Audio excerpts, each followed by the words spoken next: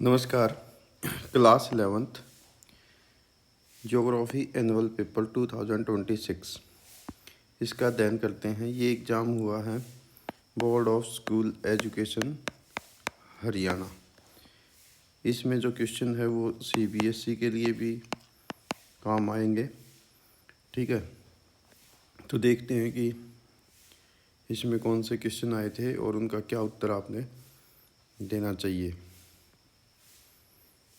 Number 1, निम्न में से कौन सा स्थल मंडल को वर्णित करता है। ठीक है, मैं कुछ 10 सेकंड का पॉज ले लेता हूँ, आप मेरे से पहले इसका उत्तर दें। ठीक है, इसका उत्तर आएगा भूपृष्ठ और ऊपरी मंडल, क्रस्ट एंड अपर मंडल। इसको कहते हैं लिथोस्फीयर। नेक्स्ट क्वेश्चन है, एक गहरी घाटी जिसकी विशेषता सीढ़ी नुमा खड़े ढाल होते हैं, साइड स्लोप जो होते हैं इसके स्टीप होते हैं, एक डीप वैली होती है, तो ये क्या कहलाएगी, ये कहलाएगी कैनियन।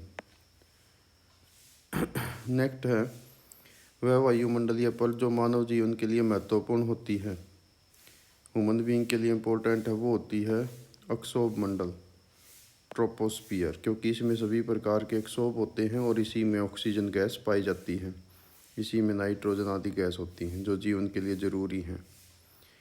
नेक्स्ट आता, महासागरीय जल की ऊपर और नीचे की गति, एक ही स्थान पर पानी ऐसे मूवमेंट करता रहता है, उसको कहते हैं वेव, तरंग। नेक्स्ट आता, अंडमान निकोबार द्वीप की को कौन सी रेखा पृथक करती है। एक तरफ अंडमान निकोबार है, अंडमान है, उत्तरी अंडमान, मध्य अंडमान, दक्षिणी अंडमान और फिर है निकोबार। तो इनके बीच में ये जो चैनल है इसका क्या नाम है, तो इसका नाम है 10 डिग्री चैनल। नेक्स्ट आता है, इनमें से कौन सी नदी में माजुली द्वीप है।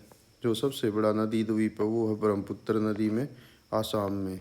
ठीक है, ये दुनिया का सबसे बड़ा नदी द्वीप का मतलब होता है ऐसी नदी बह रही है और उसके बीच में एक द्वीप बन जाता है। ठीक है, नेक्स्ट आता है,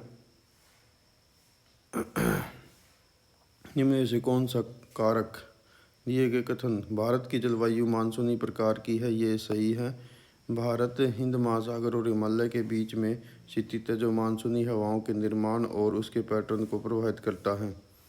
ठीक है, तो इसमें क्या है कि मानसूनी तो है लेकिन हिमालय और निर्माण में प्रभावित नहीं करता, उनको इफेक्ट करता है। तो ये आपका कथन भी हो जाएगा कि ए और आर दोनों सही तो हैं लेकिन एक दूसरे की सही व्याख्या ये नहीं कर रहे हैं।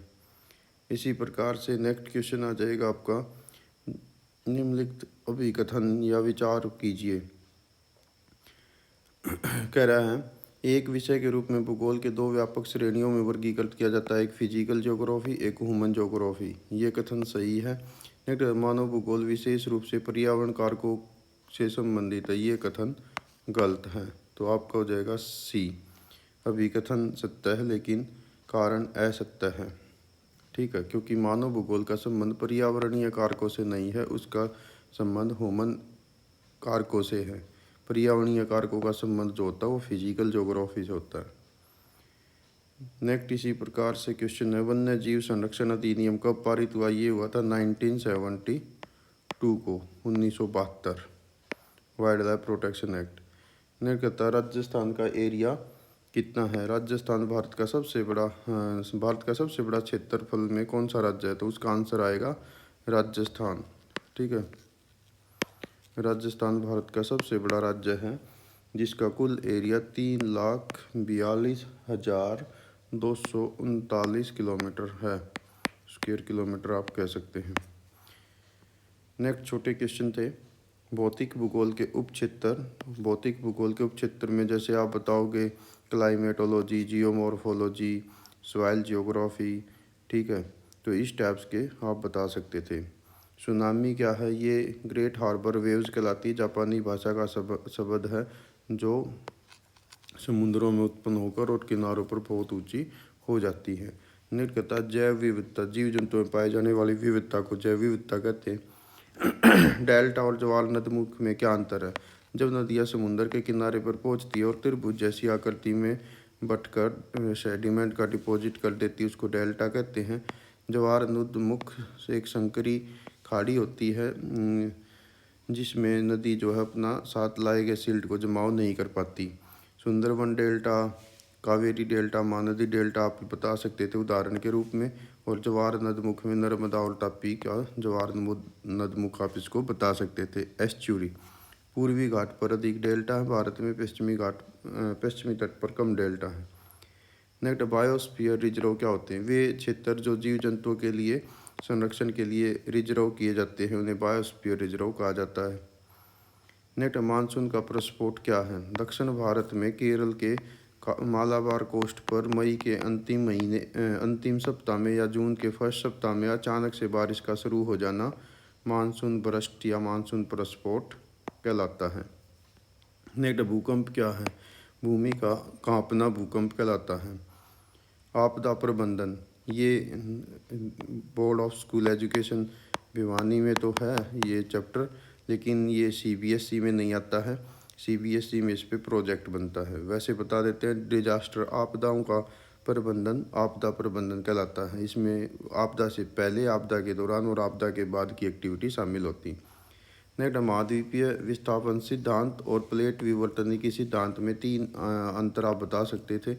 आप बताइए। महाद्वीपीय विस्थापन सिद्धांत बताता है महाद्वीप एक दूसरे से अलग कैसे हुए, और प्लेट विवर्तनिकी सिद्धांत बताता है कि जो हमारी प्लेटें हैं वो 3 प्रकार की गतियाँ कैसे करती हैं, यानी उनकी जो कन्वर्जेंट, डाइवर्जेंट और ट्रांसफॉर्म प्लेट बाउंड्रीज है, इनका वर्णन करता है। और महाद्वीपीय विस्थापन सिद्धांत में वैगनर ने बताया कि किस प्रकार से महाद्वीप पहले एक साथ थे, बाद में वे अलग हो गए। नेक्स्ट, अपक्षय क्या है? वेदरिंग, चट्टानों का स्वयं टूट फूट जाना वेदरिंग अपक्षय है। इसके कारक क्या हैं? किसी स्थान की चट्टानों की संरचना, वहाँ का क्लाइमेट, ठीक है, रेनफॉल, ये सब महत्वपूर्ण भूमिका निभाते हैं। नेक्स्ट, ज्वार भाटा क्या है? टाइड, सूर्य, चंद्रमा और पृथ्वी की जो गुरुत्वाकर्षण शक्ति होती, ग्रेविटेशनल फोर्स है, उसके कारण से समुद्र के जल का किनारे की ओर ऊपर की ओर चढ़ जाना, जिसको ज्वार कहते हैं। और वापिस जब ग्रेविटेशनल फोर्स कम हो जाती या रोटेट हो जाती तो पानी का वापिस समुद्र की ओर लौट जाना भाटा कहलाता है। ठीक है, ये 2 प्रकार के आप कह सकते हैं, उच्च ज्वार और निमन ज्वार, स्प्रिंग टाइड और निप टाइड, इनको आपने एक्सप्लेन करना। नेक्स्ट बताना था भारत की लंबी तट रेखा के क्या प्रभाव। देखिए, भारत की जो तट रेखा है, यदि हम उसकी बात करें तो पुराने डाटा के अनुसार ये 6100 किलोमीटर तो मेन है, और द्वीपों के चारों ओर 1416.6 किलोमीटर, यानी कुल मिला के 7516.6 किलोमीटर लंबी, यानी 7517 किलोमीटर लंबी है। इसके प्रभाव क्या हैं? नंबर 1, नेचुरल बॉर्डर है, बॉर्डर बनाएगी। नंबर 2, इसके 3 और समुद्री क्षेत्र हैं तो हमें पोर्ट मिल जाते हैं। इसके अलावा यहाँ से मानसूनी हवाएं आती जो भारत की जलवायु को प्रभावित करती हैं। इसके साथ साथ मत्स्य पालन के लिए ये महत्वपूर्ण भूमिका निभाती हैं, यानी नेचुरल बॉर्डर, इसके अलावा सी पोर्ट, जलवायु पर प्रभाव, और इससे मत्स्य पालन किया जाता है। नेक्स्ट, काली मृदा क्या है? इसका निर्माण कैसे होता है? इसकी विशेषता बताइए। Black soil basalt lava flow के कारण बनी है। गुजरात में, महाराष्ट्र में, मध्य प्रदेश में यहाँ पर ये काली सॉइल मिलती है, ब्लैक सॉइल, जिसको रेगड़ मिट्टी भी कहते हैं।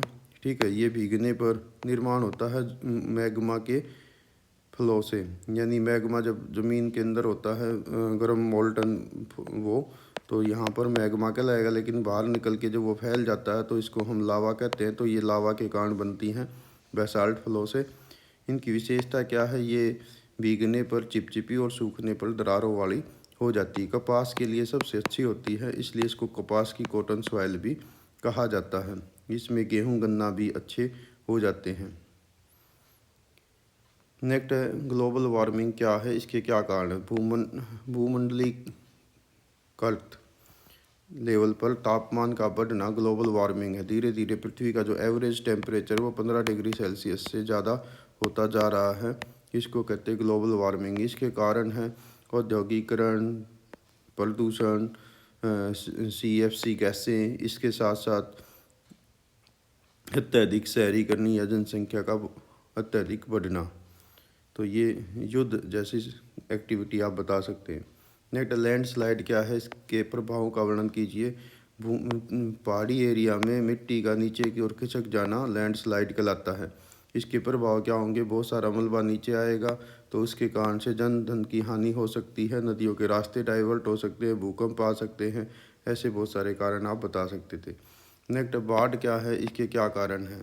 ठीक है, तो ये सीबीएसई में तो ये चैप्टर नहीं आएगा, लेकिन हरियाणा बोर्ड में ये था। तो बाढ़ के कारण होते हैं ओवर रेनफॉल, नदियों में ग्लेशियर्स का पिघलना, ठीक है, बहुत अत्यधिक बारिश का होना, ये कुछ प्रमुख कारण है। या नदियों के रास्तों का चौक हो जाना, ये कुछ कारण आप बता सकते हैं। नेक्स्ट, हमारी पृथ्वी भू आकृतिक प्रक्रियाओं के दो विरोधात्मक वर्गों का खेल का मैदान है। इसको 5 नंबर में क्वेश्चन आपने बताना था। नंबर 1 बताना था जियोमॉर्फिक प्रोसेस क्या है, इसके एजेंट क्या होते हैं। फिर बताना था कि डेनुटेशन क्या है, डेनुटेशन मतलब इरोजन, इरोजन बताना था कि, और फिर डिपोजिशन, ठीक है। और इसको आपने अच्छे ढंग से पॉइंट वाइज बताना था कि इरोजन के द्वारा जो ऊंचे भाग है वो नीचे हो जाते हैं और नीचे भाग जो है धीरे धीरे भर जाते हैं। तो ये दो एक प्रकार की विरोधी शक्तियाँ होगी, एक जो है तल को नीचा कर रही है, एक तल को ऊंचा कर रही है, ठीक है। तो बड़े लेवल पे फिर यही डेविस का जो है वो हो जाएगा आपका सिद्धांत। नेक्स्ट, कास्ट स्थलाकृति या जो प्रदेश होते हैं कास्ट रीजन, उसमें भूमिगत जल अंडरग्राउंड वाटर कैसे कार्य करता है। तो ये आपने बताना था कि कास्ट प्रदेश क्या हैं, इसमें रेन वाटर कैसे भूमिका निभाता है चूना प्रदेशों में। और जो एड्रियाटिक सी के पास का ये एरिया है उसमें सिंक होल, युवाला, ठीक है, अंधी घाटी, इन सब का वर्णन आपने करना था। स्ट्रेकेटाइट, स्ट्रेकेमाइट, ये सब आपने एक्सप्लेन करते चले जाना था इसके भूमिगत जल के कार्य के रूप में। नेक्स्ट, वायुमंडल के संगठन का कंपोजिशन। कंपोजिशन में आप क्या बताओगे कि जो हमारा वायुमंडल है उसमें 78% नाइट्रोजन है, 21% जो है वो ऑक्सीजन है। इसके साथ साथ बाकी का जो 1% बच गई है उस 1% में carbon dioxide, organ, neon, helium, hydrogen, ozone, ये सब गैसें हैं, इनका आपने वर्णन करना था। साथ ही साथ इन गैसों का इम्पोर्टेंस आपने बताना है कि नाइट्रोजन की क्या भूमिका है, ऑक्सीजन की क्या भूमिका है, कैसे कैसे वो रोल निभाती हैं, CO2, ओजोन, हीलियम, ये जो भी आप बता सकते थे गैसों को एक्सप्लेन करना है। नेक्स्ट, संघनन कंडेंसेशन क्या है, इसके विभिन्न रूप। सूर्य के प्रकाश के द्वारा जो जलवाष्प हैं वो गर्म होकर वायुमंडल में चले जाते हैं और ऊंचे तापमान पर क्योंकि प्रत्येक 165 मीटर पर 1 डिग्री सेल्सियस तापमान गिर जाता है, तो ऊंचे वातावरण में जाकर ये अक्षोमंडल में कंपो संघनित हो जाते हैं। तो इनके कारण से बादल बनते हैं और जिसके कारण से बारिश होती है। तो इसमें आप संघनन में, कंडेंसेशन में और सारे रूप बताओगे। जैसे इसमें आपने बतानी है ड्यू, इसके अलावा फ्रॉस्ट, इसके साथ साथ इसमें आप संघनन में क्लाउड्स बताएंगे, ठीक है। तो इनको आपने एक्सप्लेन करना था कि ये कंडेंसेशन के कैसे कैसे रूप हो सकते हैं। फॉग, मिस्ट आदि भी इसमें आप बता सकते थे या बता सकते हैं। नेक्स्ट क्वेश्चन है, भारत के तटीय मैदानों का वर्णन करना है। तो देखिए, भारत का जो यदि दक्षिणी भाग देखें तो इसके पश्चिम में पश्चिमी घाट, पूर्व में पूर्वी घाट है। तो यहाँ पर पश्चिमी तटीय मैदान है वेस्ट कोस्ट पे और यहाँ पूर्वी तटीय मैदान है, ठीक है। तो इन दोनों का आपने वर्णन करना था, बताना था। पश्चिमी घाट जो है पश्चिम में है, पूर्वी घाट पूर्व में है। इसके पश्चिम में यहाँ अरब सागर है, अरब सागर और पश्चिमी घाट के बीच में है। और पूर्वी तटीय मैदान पूर्वी घाट और बे ऑफ बंगाल के बीच में है, ठीक है। और ये आपने बताना था कि पश्चिमी घाट जो है वो संकरे हैं, पश्चिमी तटीय मैदान, पूर्वी तटीय मैदान चौड़े हैं। पश्चिमी तटीय मैदान से जो हैं कुछ नदियाँ छोटी प्रवाहित होती जैसे नर्मदा, तापी, पेरियार आदि। और पूर्वी घाट से जो है ये महानदी, कृष्णा, गोदावरी, कृष्णा, कावेरी आदि नदियाँ प्रवाहित होती हैं। ऐसे आपने इनको एक्सप्लेन करना था। नेक्स्ट, भारत के धरातल के आधार पर विभिन्न भागों में बांटना और हिमालय का वर्णन करना है। तो इस क्वेश्चन में आप क्या करेंगे, भारत के सभी भाग बताने थे। देखो 2 हिस्सों में आपका क्वेश्चन है। नंबर 1 में बताना है हिमालय पर्वत और इसकी शाखाएं, उत्तर भारत का मैदान, प्रायद्वीपीय पठार, थार मरुस्थल, पूर्वी तटीय और पश्चिमी तटीय मैदान और द्वीप समूह। ये ऐसे एक्सप्लेन करके इनकी सूची आपने बनानी थी। और फिर हिमालय पर्वत का स्पेशल नेक्स्ट पैराग्राफ बनाना है हिमालय। तो हिमालय में आप बता सकते थे हिमालय भारत के उत्तर में है, इसमें 3 श्रृंखलाएँ हैं, इसकी जो चौड़ाई है वो लगभग 3200 किलोमीटर है वो लंबाई, और चौड़ाई इसकी पश्चिम में 450 किलोमीटर है, पूर्व में लगभग ये 150 किलोमीटर है। इसमें 3 श्रृंखलाएँ हैं, उन सब के बारे में आप एक्सप्लेन करते चले जाते। 5 अंक का क्वेश्चन ये आपने लिखना है। नेक्स्ट आपसे मैप पे पूछा गया है कि भारत के मानचित्र पर नंबर 1 ताप्ती नदी दिखानी है। तो ताप्ती नदी आपकी बहती है यहाँ पर, तो ये हो जाएगा आपका ताप्ती नदी। ताप्ती कहिए या ताप्ती कहिए, जो मध्य प्रदेश और गुजरात में बहती नर्मदा के साउथ में। नेक्स्ट है चिल्का झील। तो यहाँ पर ये जो आप कट देख रहे हैं ये चिल्का झील है, ये आपने बताना था। नेक्स्ट है जयपुर।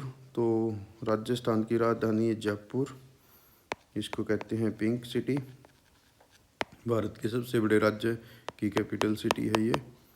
नेक्स्ट आपसे पूछा है नंदा देवी जीव मंडल निश्चय क्षेत्र।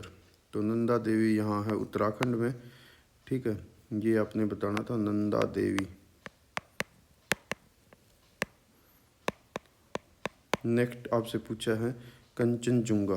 कंचनजुंगा सिक्किम और नेपाल बॉर्डर पर एक माउंटेन पीक है जो वर्ल्ड की तीसरी सबसे ऊंची चोटी है, ठीक है। कंचनजंगा कह लीजिए या कंचनजुंगा कह लीजिए, ठीक है। तो ये आपने मैप दर्शाना था, ठीक। तो ये था आपका पेपर का सॉल्यूशन। ये board of school education Bhiwani उनका तो हो चुका है, उनके लिए ये सॉल्यूशन होगा। और सीबीएसई स्टूडेंट के लिए जो 11वीं क्लास में इस समय अध्ययन कर रहे हैं उनके लिए एक प्रकार का सोर्स बन जाएगा कि आप इसके माध्यम से भी बहुत सारे क्वेश्चन को रिवाइज